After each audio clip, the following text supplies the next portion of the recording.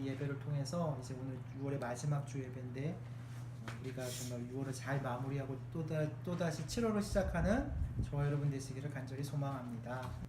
우리가 주목해야 할 것은 지속성이에요. 아무리 좋은 계획과 사역이 이루어진다고 해도 그것이 지속되어 가지 못한다면, 중단된다면 그만인 것이 되고 맙니다. 우리는 유한하지만 그것을 이어갈 수 있는 사람들이 나타날 때 무한한 가능성이 일어날 수 있기 때문입니다.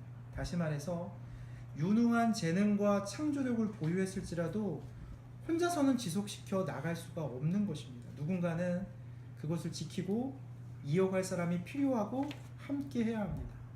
오늘 예수님이 본격적인 사역을 시작하면서 가장 먼저 하신 일이 이 갈릴리에서 어부 4명을 부르신 것입니다.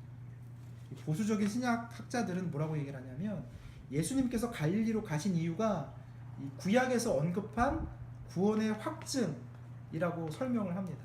이 갈릴리는 납달리 지역에 속하는 지역이에요.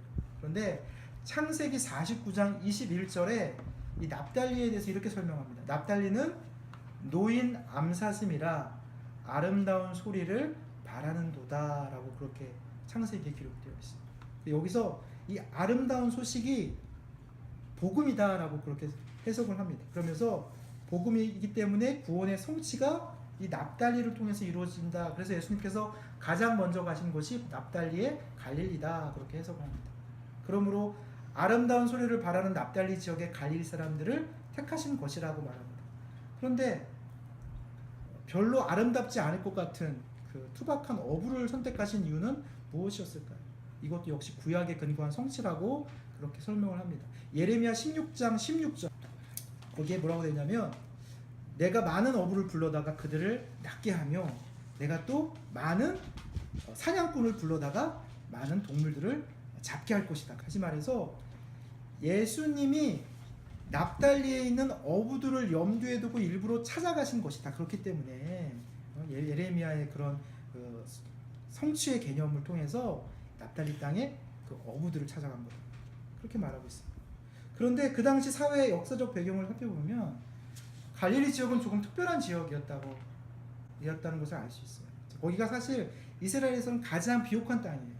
아주 대부분 이스라엘이 그 나무들이 별로 그렇게 막 풍성하게 자라는 곳이 아닌데 그 갈릴리 땅은 그 굉장히 풍요롭고 아주 우거진 그러한 지역입니다.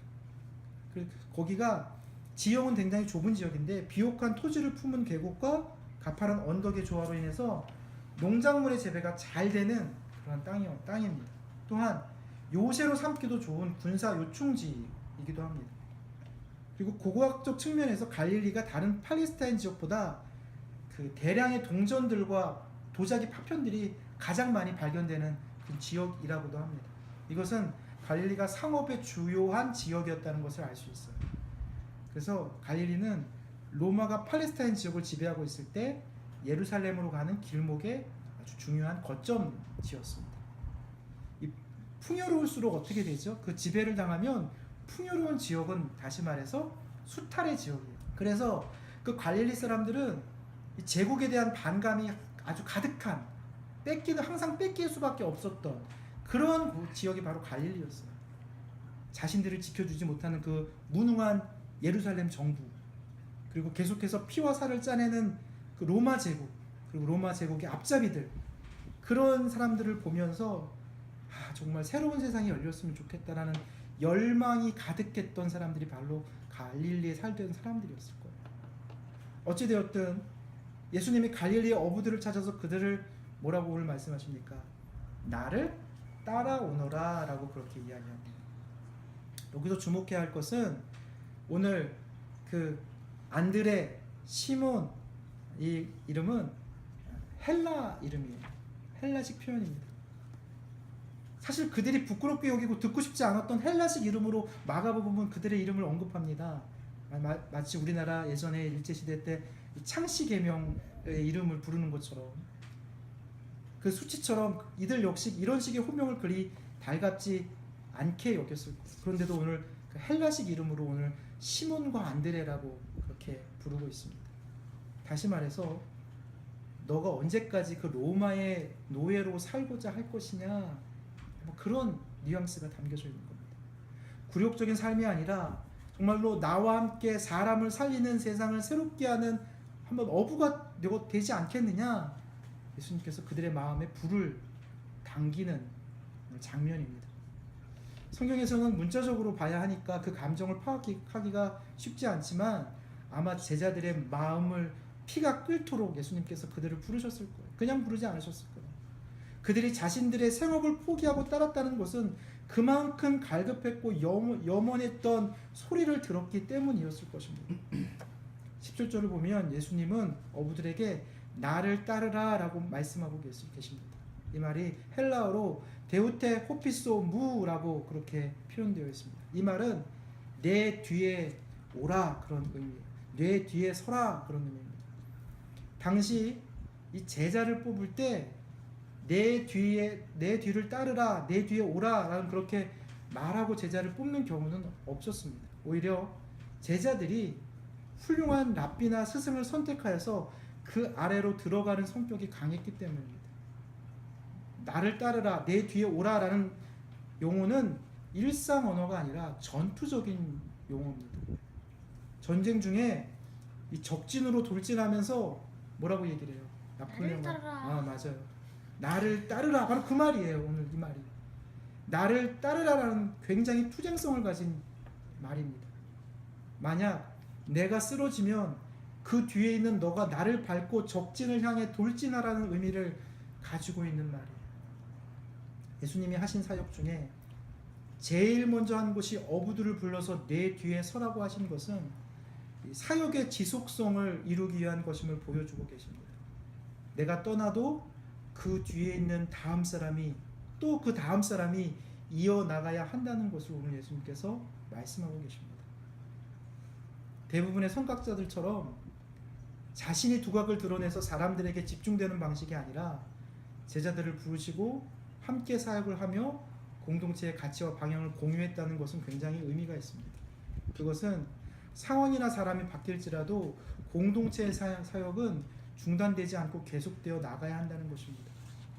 이것은 예수를 따르는 공동체에게도 동일하게 적용됩니다. 공동체는 규모를 키우는 것이 아니라 가치를 지속시켜서 나갈 수 있는 사람을 키우는 것에 중점을 두어야 한다는 것을 우리에게 말씀하고 있습니다. 그러기 위해서는 함께 고민하고 나누고 추구하는 목적과 과정을 공유해야 합니다.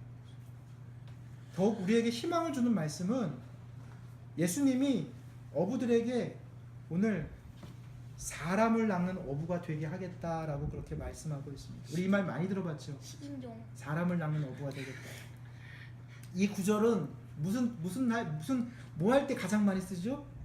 이 구절은 사람을 낚는 어부가 되게 하겠다라는 말은 전도할 때, 전도와 교회 부흥을 위해서 수없이 사용된 구절이에요.